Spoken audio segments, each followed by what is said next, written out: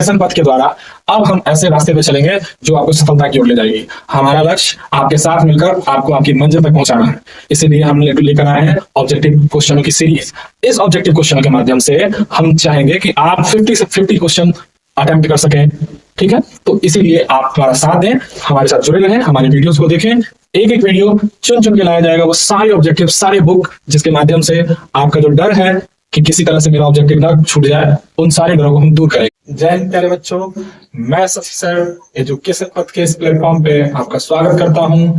और आज हम ऑब्जेक्टिव की एक नई सीरीज, जिसके में लेसन 3 से रिलेटेड इकोनॉमिक्स के जितने प्रीवियस ईयर के जो प्रश्न हैं उन सब पे चर्चा करने वाले हैं। आइए मिलकर के इसे हम पूरा करते हैं।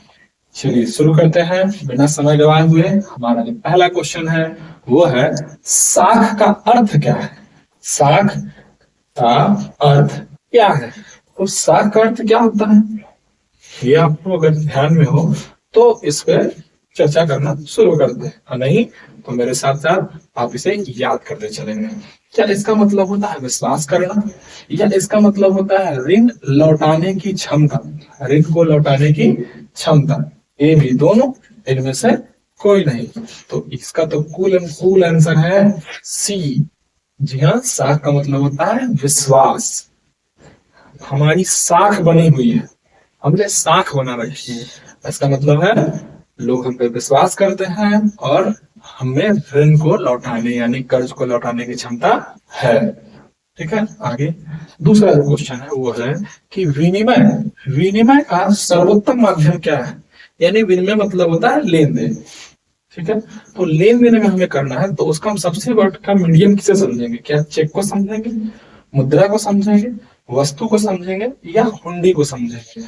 तो हमने अभी तक जो पाया है उसमें भी देखा हमने कि मुद्रा एक अच्छा मीडियम है जिसके माध्यम से हम ट्रांजैक्शन कर सकते हैं। अगला प्रश्न कि इनमें से कौन सा मुद्रा मुद्रा का एक आधुनिक रूप नहीं है, यानी मॉडर्न नहीं, मॉडर्न वे ऑफ ट्रांजैक्शन, या कहिए कि करेंसी का जो मॉडर्न वे यानी मॉडर्न ढंग नहीं है? तो क्या मुद्रा, जमा, ड्राफ्ट, या इनमें से कोई नहीं? इनमें से कोई नहीं। तो जमा का मतलब तो हो गया कि हम डेबिट डिपॉजिट कर दिया, तो ये आधुनिक माध्यम नहीं है। आधुनिक माध्यम क्या है?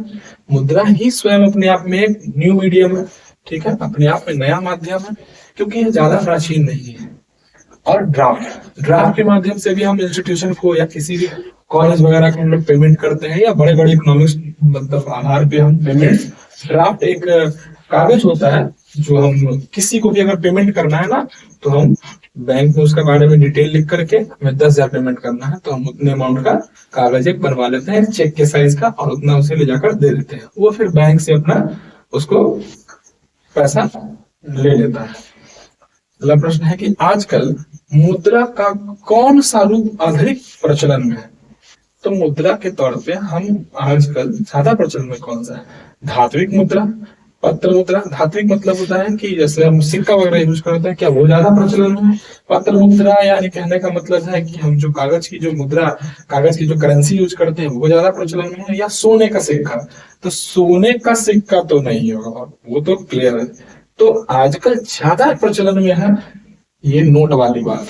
हम लोग नोट को ज्यादा प्रयोग करते हैं। अब तो आने वाले समय में हम जो ऑनलाइन ट्रांजेक्शन करते हैं तो वो करेंसी नहीं है, वो मुद्रा नहीं है, वो मुद्रा नहीं है, वो एक माध्यम है ऑनलाइन। इसलिए यहाँ पे बोल रहा था मुद्रा, तो पत्र मुद्रा, धात्विक वाला नहीं होगा। अगला प्रश्न है कि मनुष्य के आर्थिक जीवन में सबसे महत्वपूर्ण क्या है? मनुष्य के आर्थिक जीवन में सबसे ज्यादा महत्वपूर्ण क्या है? क्या जमीन उसके लिए सबसे ज्यादा महत्वपूर्ण? आर्थिक जीवन, कौन सा जीवन? आर्थिक जीवन। तो क्या जमीन, क्या मुद्रा, क्या खेतों के कागजात, या मालगुजारी, मालगुजारी के रसीद, मालगुजारी के रसीद? यानी ज्यादा आर्थिक जीवन में जैसे पूरा अर्थतंत्र जो चलता है वो मुद्रा के चारों ओर चलता है। मुद्रा रहेगा तो हम सबको रेगुलेट कर सकते हैं, तो मुद्रा का ही ज्यादा महत्व है। ठीक है, आर्थिक जीवन में सबसे ज्यादा महत्वपूर्ण कौन सा है? मुद्रा है। किसने कहा था कि मुद्रा वह है जो मुद्रा का कार्य करती है? यानी मुद्रा कौन सी? मुद्रा वह चीज है जो मुद्रा का कार्य करते, मुद्रा का कार्य करते। तो ये विचार किनका था? क्या ये कोलबर्न का था, नैप का था, सेलिंगमैन का था, या हार्टले विदर्स का था? Hartley withers. तो जैसा कि ये वक्तव्य जो पुस्तक में दिया हुआ है वो दिया हुआ है Hartley Hartley withers. Very important, ध्यान रखिएगा। ये बहुत बड़ा बात है कि मुद्रा वह है जो मुद्रा का कार्य करे, यानी हमारे ट्रांजेक्शन को सुटेबल बना सके, अच्छा बना सके। तो ये किसका कहना था? हार्टेबल हार्टले विदर्स, हार्टले विदर्स। निम्न में से कौन साख मुद्रा का उदाहरण है? साख मुद्रा, साख मुद्रा का उदाहरण है। क्या करेंसी नोट है, बैंक ड्राफ्ट है, सिक्के हैं, या इनमें से कोई नहीं? तो एक तरह से कहा जा रहा है कि बैंक में आपका वैल्यू, बैंक में आपका वैल्यू बेस्ड पेमेंट। तो करेंसी तो कैश है, सिक्का भी कैश है, तो बैंक ड्राफ्ट क्या है? ये साख मुद्रा है कि हमने बना कर दे दिया, ठीक है, और बैंक में हमारी साख है इस आधार पर, यानी बैंक में हमने डिपॉजिट कर रखा, दे दिया, तो बैंक में मेरी वैल्यू बन गई, मेरी वैल्यू बन गई, तो मेरी वैल्यू के अकॉर्डिंग आप कहीं से भी वो पैसा ले सकते हैं। इसको साख मुद्रा का उदाहरण कह सकते हैं। कहा जा रहा है कि निम्न में से कौन प्लास्टिक मुद्रा है? तो प्लास्टिक मुद्रा कौन सी है? क्या चेक प्लास्टिक है? जी नहीं। बैंक ड्राफ्ट प्लास्टिक है? जी नहीं।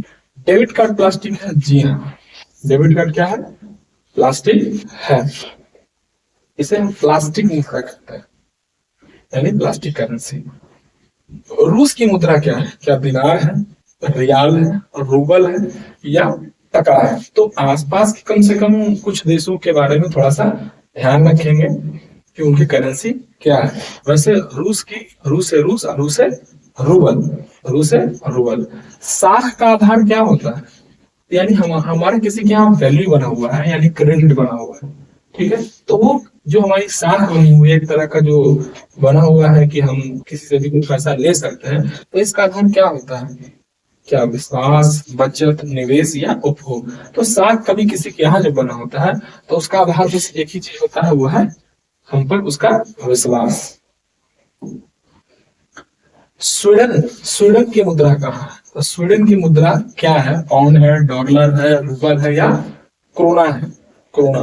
तो आप यहाँ देखेंगे कि स्वीडन की मुद्रा जो है पाउंड नहीं है, डॉलर नहीं है, रूबल तो रूस की हो गई, डॉलर भी जैसे आप, जैसे ये यूरोपियन कंट्री है तो बच्चे पाउंड को ही मार के भी चले जाएंगे, मगर ऐसा नहीं कि पाउंड है, वहां की मुद्रा जो है क्रोना है, क्रोना।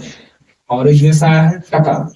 टका किस देश की मुद्रा है? क्या ये सिंगापुर की मुद्रा है, ईरान, नेपाल, या बांग्लादेश? आपने जैसा कि पढ़ा है तो टका के बारे में अगर ध्यान हो तो ठीक है। आसपास के कम से कम नेबरिंग कंट्री, यानी जो पड़ोसी कंट्री है, उनका करेंसी आपको याद होना ज्यादा जरूरी है। तो टका कहाँ की मुद्रा है? बांग्लादेश की। प्रधानमंत्री नरेंद्र मोदी ने विमुद्रीकरण, इस वर्ड को समझना है, इसको वर्ड को समझे हुए बिना आप रट नहीं सकते हैं। विमुद्रीकरण का मतलब होता है कि नई करेंसी को लाना। जैसे यानी सीधे आसान शब्दों में कहूं तो विमुद्रीकरण का मतलब होता है कि मार्केट से पुराने नोट को बंद कर देना और नए मुद्रे को, नया नोट को लॉन्च करना, तो उसे विमुद्रीकरण करते हैं। यानी मोदी जी द्वारा एज प्रधानमंत्री उन्होंने कब देश से नोट को हटा दिया, पुराने नोट को के वैल्यू को खत्म कर दिया। उसकी घोषणा कब हुई थी? उसकी घोषणा कब हुई थी? क्या 8 नवंबर 2016 को हुई थी, 16 नवंबर 2016 को हुई थी, 25 नवंबर 2015 को, या 8 नवंबर 2018 को? तो या तो आपको डेट याद होना चाहिए, नहीं तो याद कर लेना है कि ये डेट था 8 नवंबर 2016। करेक्ट, आप 8 दूनी 16 आप काउंट कर सकते हैं। आप जनवरी, फरवरी याद कर सकते हैं, जनवरी, फरवरी, मार्च, अप्रैल, मई, जून, जुलाई, जुलाई के बाद अगस्त, सितंबर, अक्टूबर, ठीक है, और नवंबर, यानी 11वां महीना, ठीक है। इस तरह से आप 11वां महीना को भी याद रखना आपके लिए आसान रहेगा, नहीं तो आप इससे रिलेट करके इसको 8 दूनी 16 भी याद कर सकते हैं। तो आप याद कर सकते हैं, इस डेट को ध्यान रखना है आपको। कहा जा रहा है कि निम्न में से किस देश की मुद्रा रुपया है? तो रुपया तो आप बिल्कुल ही पक्का आपको याद होगा, आपको तो याद होगा कि मेरी ही मुद्रा रुपया है। जी नहीं, आपके आस पड़ोसी देश भी करेंसी पे केवल फोटो चेंज रखते हैं, मगर उनकी भी करेंसी का नाम रुपया ही है। जैसे भारत, नेपाल और पाकिस्तान तीनों की मुद्रा रुपया ही है। अगला प्रश्न है कि बचत क्या है, सेविंग क्या है, व्हाट इज सेविंग। तो कहा जा रहा है कि उपभोग तथा बचत का अंतर, यानी मैंने जो उपभोग किया और उसमें से बचत को घटा देंगे। तो बचत को घटा देने से नहीं, बचत को घटाना नहीं, आय यानी मैंने जो कमाया उसमें से मैंने जो खाया यानी उसमें से जो मैंने खर्च किया उसके बाद जो बचा वो बचत है। तो जी हाँ, आपकी जो कमाई है उसमें से जो आपने खर्च कर दिया यानी उपभोग कर लिया, उसको जब आप घटा देते हैं तो उसके बाद जो आपके पिताजी के पास पैसा बचता है उसे क्या कहते हैं, बचत। आम शब्दों में आय तथा उपभोग का अंतर, आय तथा उपभोग का अंतर। निम्न में से क्या साख पत्र नहीं है, साख यानी वैल्यू, वैल्यू मतलब मेरी एक वैल्यू के लेवल का कागज नहीं है या वहां कागज नहीं है। तो चेक साख पत्र जी हाँ है। कहा जा रहा है कि बैंक ड्राफ्ट, क्या बैंक ड्राफ्ट है या नहीं है, जी बैंक ड्राफ्ट है।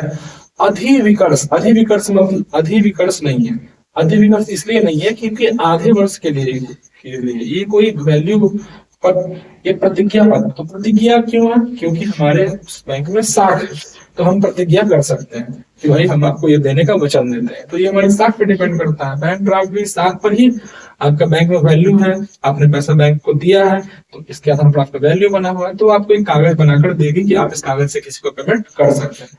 चेक भी वो माध्यम है कि बैंक में आपका पैसा डिपॉजिट है, इसलिए आप चेक किसी को काट कर दे सकते हैं। तो चेक क्या होता है कि चेक का आधार यह है कि आपके अकाउंट में पैसा होना चाहिए।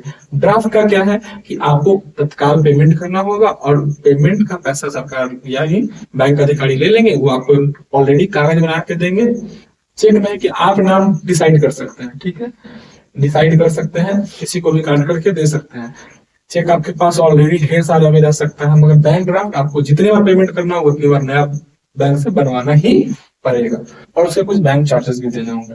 प्रतिज्ञा पत्र, हम सामने वाले के यहाँ प्रतिज्ञा मैंने कर रखा है कि हाँ किसी भी तरह का हम संकल्पित है, तो यानी हमारा विश्वास है हमारी प्रतिज्ञा के प्रति। तो ये तीनों विश्वास के अंतर्गत आता है। अधिविकर्ष क्या है, आधे वर्ष में का ही समयावधि को अधिविकर्ष का नाम दिया गया है।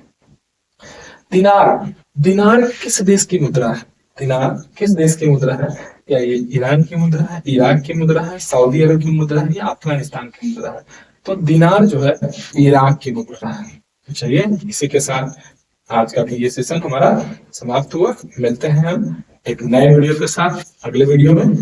मेरा आपसे यही रिक्वेस्ट रहेगा कि आप हमारे वीडियो को ज्यादा से ज्यादा अपने मित्रों तक इसे शेयर करें, लाइक करें और सब्सक्राइब करें, ताकि हमारा चैनल आपके लिए हमेशा इसी तरह नए नए जरूरतमंद के वीडियो आगे भी क्लास के लिए लाता रहे। जय हिंद, जय भारत।